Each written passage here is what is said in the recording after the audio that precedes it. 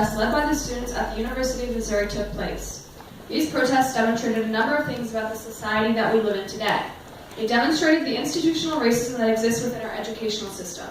They also demonstrated the power and influence that young adults hold in this country today.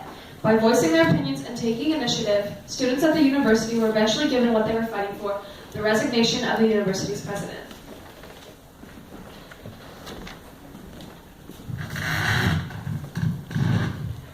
For those of you who do not know the details of the event we are referring to, student protests at the University of Missouri gained ground when at least 20 black football players announced that they would not participate in team activities until the university president, Tim Wolf, was removed. For months, black student groups had brought up issues of racial injustices on the overwhelmingly white 35,000 student campus. Their frustrations flared during the homecoming parade on October 10, 2015, when black protesters blocked Wolf's car and he would not get out and talk to them. They were removed by the police. Many of the protests were led by an organization called Concerned Student 1950, which gets its name from the year the university accepted its first black student. Concerned Student 1950 has demanded, among other things, that Wolf acknowledge his white male privilege, that he be removed immediately, and that the school adopt a mandatory racial awareness program and hire more black faculty and staff. Wolf eventually was forced to resign on November 9th, 2015.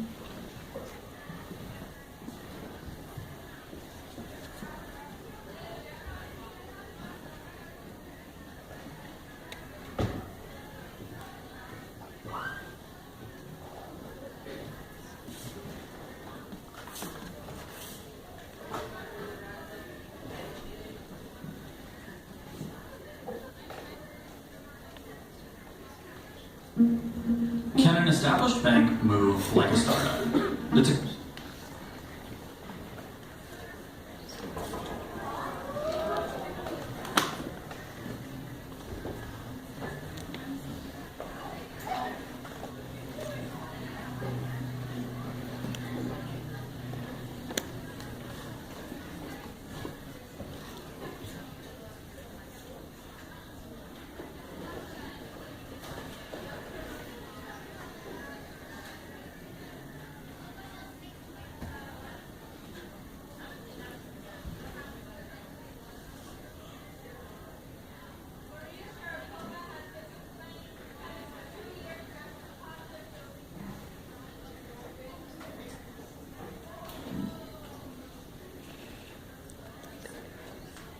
And I think that's one of the main reasons why we have been calling for leadership at a time where students have been saying over and over and over that we feel unsafe and we feel unincluded in this campus community.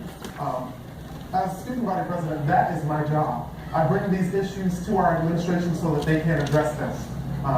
What I've seen over the course of my year in office here at the University of Missouri is a lack of response, a lack of concern for these issues that marginalized students have been bringing to the attention of UM administration for years.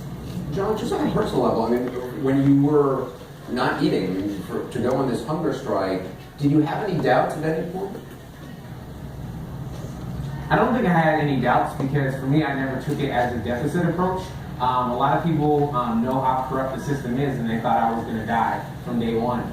From the moment I made my announcement, people thought I was a dead man walking. So for me, especially with faith in God, I really didn't look at it from a deficit approach that I would die. Even though I took precautions that I might, I really did come at this with an approach of victory, knowing that the fact that the harder we fight, the greater the reward. Libya.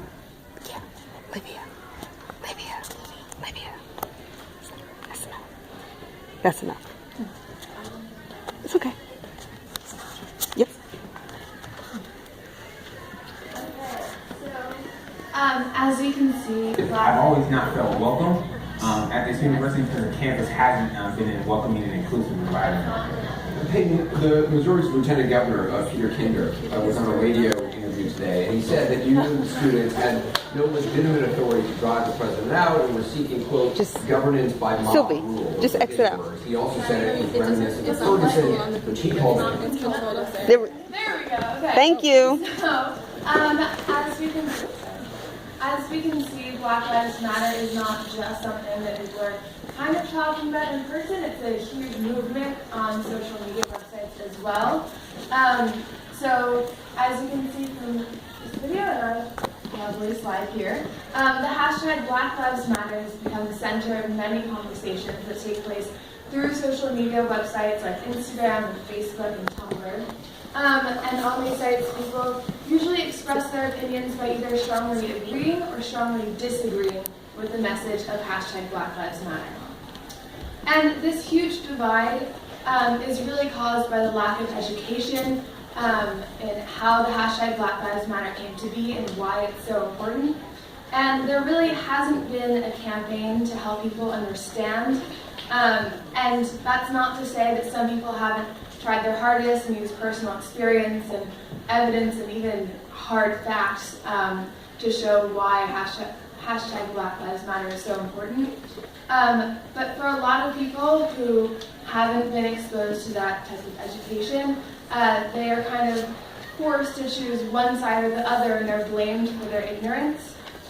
And the two sides, the first being those who acknowledge the importance of Black Lives Matter, and the second saying either, not just Black Lives Matter, all lives matter. Really, they just end up posting their opinions on social media, only fighting with each other, and it seems that there's kind of little progress being made. However, artists such as Beyonce and Kendrick Lamar have joined the discussion about the hashtag Black Lives Matter and how the systematic oppression of African Americans has become increasingly aware of it. And so Inez is going to talk a little bit about that. Inez. A lot of different opinions surfaced regarding Beyonce's video formation and her Super Bowl performance. Some people claimed it was racist, and police unions in Miami, Tampa, and Tennessee encouraged officers to refrain from listening to her music or working at her shows. The president of the Miami union even said Beyonce used this year's Super Bowl to divide Americans by promoting the Black Panthers, and her anti-police message shows how she does not support law enforcement.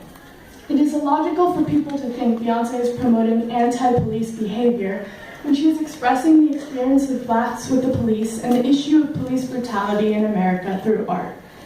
This backlash happens all the time. Another example was Kendrick Lamar's Grammy performance.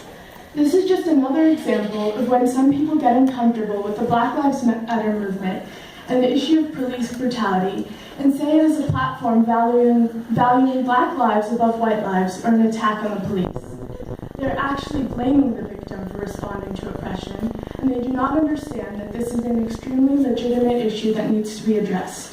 The negative response to the support and awareness of police brutality only proves how important and dire it is to talk about this issue.